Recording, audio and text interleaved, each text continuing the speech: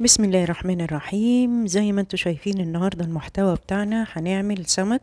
فتتبيلة السمك معروفة، بنجيب طبعا زي ما انتم شايفين فلفل اخضر، فلفل احمر كده سبايسي واحد، نص ليمونة او ليمونة كاملة بنقطعها، والفلفل الاحمر والفلفل الاخضر، ومعايا طبعا التوم لا غنى عنه، والكمون والليمون والحاجات دي كلها. ابتدي احطها في الكبة.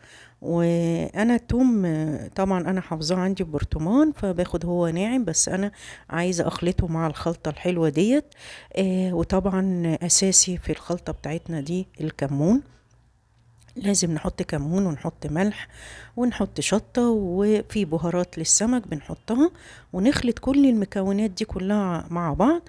وبحط طبعا سنة من الخل، مش كتير، حاجة بسيطة جدا، بتدي تيست كده كويس مع الكمون والليمون، بتبقى حاجة جميلة قوي للسمك، وبتمنع اي زفارة موجودة في السمك، بتمنعها. احنا النهاردة هنعمل سمك مالح.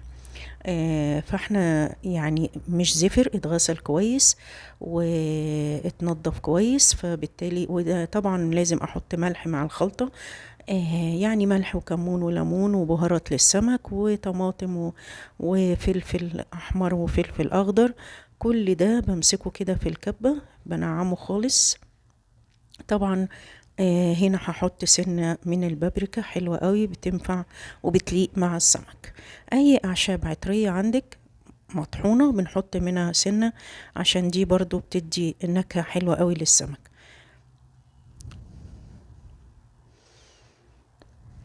عايزين نحط بقى شطة، البهارات الحلوة زي ما انتي حابة بتحطيها، بس دول الأساسيات. بنفرم كل الكلام ده.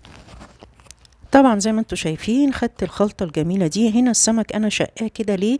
علشان خاطر لما احط الخلطة يبتدي السمك كده اللحم من جوه يتشبع بالخلطة الجميلة ديت، وبالتالي هتشموا ريحة في منتهى الجمال بقى، مفيش زفارة ولا اي حاجة.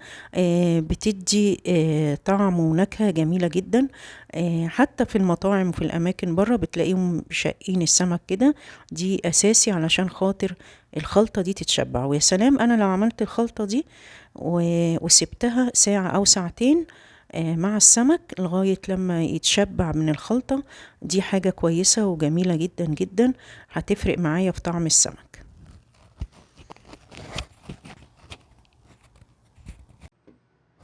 هنا عملت خلطة جميلة قوي عشان السمك. جبت طبعا كوباية دقيق، معاها معلقة كركم، ومعاها البهارات اللي انا حطيتها في السمك، حطيتها الكمون والملح والبابريكا والحاجات الجميلة دي كلها والاعشاب العطرية. وجبت شوية مية تكون ساقعة، وبدأت اضرب الكلام الجميل ده. واساسي لازم احط الكركم. انتوا طبعا بتشوفوا السمك اللي هو في المطاعم بيبقى لونه كده ذهبي ولونه جميل جدا، ده بسبب الكركم والبابريكا اللي بتتحط مع الخلطة دي. وبحط مية كده بتبقى ساقعة، وافضل اضرب الكلام ده. وانا حطيت كمان سنة بيكنج باودر مع الموضوع دوت، جميل جدا، بتخلي لي السمكة كده يعني بصراحة حاجة جميلة قوي، تديها طبقة كده وناشفة من بره ومن جوه طرية زي اللي بنجيبه من بره بالظبط. دلوقتي بقيناش نقلي السمك في الدقيق وخلاص، لا بنعمل له توبنج ده، فبيدي طبعا حاجة جميلة، وزي بيبقى زي الجاهز. بنزل بالسمكية زي ما انتوا شايفينها كده في الخليط. لازم يبقى يعني السمك بتاعه شبيه للطحينة بشوية، ما يبقاش سايل قوي ولا تخين قوي. لو تخين قوي بنزود شوية مية طبعا. وكده بعد كده طبعا بنحطه بقى في الزيت، ويكون زيت غزير يكون افضل، او فلاير عندك بيطلع السمك مقرمش جدا جدا جدا.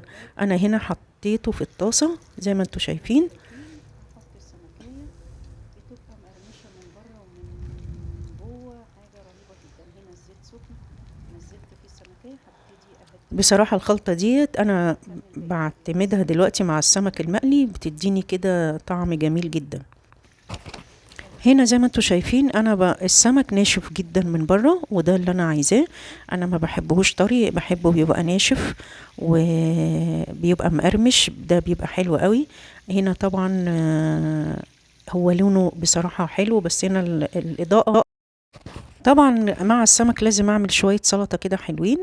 طبعا انا عندي بصل اخضر قطعته، وعندي بصل احمر ضروري قوي. عندي جزراية، عندي بنجر، عندي خيار، كل ده قطعته. عندي فلفل رومي، عندي قرن فلفل كده حامي سبايسي قطعته، الطماطم طبعا، والبصل الاحمر ضروري قوي، وحطيت طبعا بصل اخضر. كل الكلام الجميل ده بقطعه قطع صغيرة وابتدي انزل فيه في البولة. وبعد كده عندي شبت وبقدونس وكزبرة قطعتهم زي ما انتوا شايفين. كل الكلام الحلو دوت. وكمان بجيب كوباية عصير طماطم بضيفها على الخلطة الجميلة دي. طبعا بعد ما حطيت الخضرة كلها بحط كوباية عصير طماطم مع الكلام الجميل ده، وبيبقى عندي تلج في الفريزر مكعبات، باخده بنزله على السلطة دي. طبعا بحط الخل أساسي فيها. السلطة دي اللي هي المية بتاعتها بتتشرب، المية بتاعتها بتبقى خرافة. ومعايا عندي زيت زيتون، حطيت زيت زيتون برضو. مش السلطة يعني سلطة اللي هي بتاعتنا العادية، لا دي سلطة مصري جميلة جدا. المية بتاعتها كده بتتحط في كوبايات وتتشرب، بتبقى تحفة وجميلة. طبعا أساسي بعصر كمان معاها كده ليمونتين. وطبعا هنا بحط يعني نص معلقة توم مفروم، بتودي لي السلطة في حتة تانية بصراحة، يعني جميلة جميلة. وانا زودت هنا التوم بقى، والاساسي فيها البصل الاخضر والبصل الاحمر، الاتنين دول اساسي في السلطة بتاعتنا. وعندك بقى الجزر والبنجر والحاجات دي. التلج اهو زي ما انتوا شايفينه لازم احطه معاه.